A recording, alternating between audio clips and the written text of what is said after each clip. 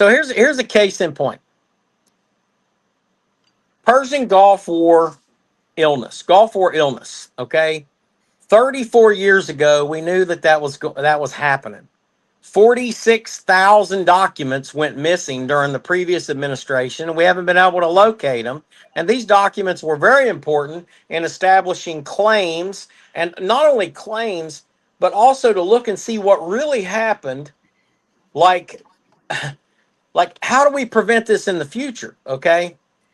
So we had written to the previous Secretary of Defense and their staffers and all of that, never got a response on that.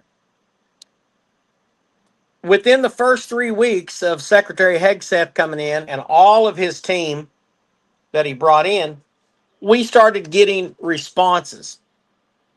So now we're out here trying to track down what the hell happened to all these documents related to Gulf War illness. This is pretty important stuff here.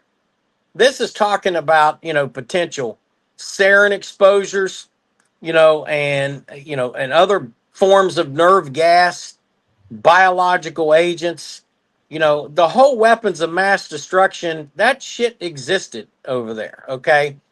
And I hear a lot of people say, well, it didn't really happen. Da, da, da. Okay. Well, tell that to the 280,000 sick Gulf War vets that were exposed to chemical weapons. In the first Gulf War and the second Gulf War, we're looking at better than 300,000 people that were potentially exposed.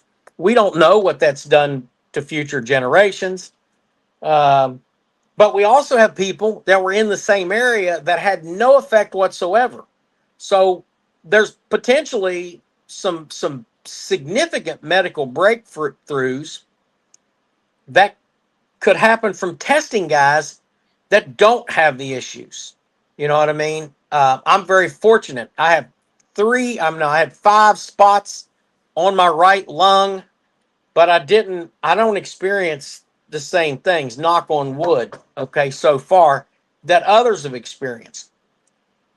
So is there something in my DNA that protected me?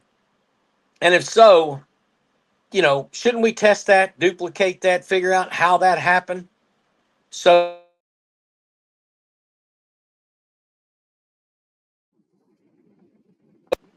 these are all things that are very important, but you had an administration that was out to lunch, okay?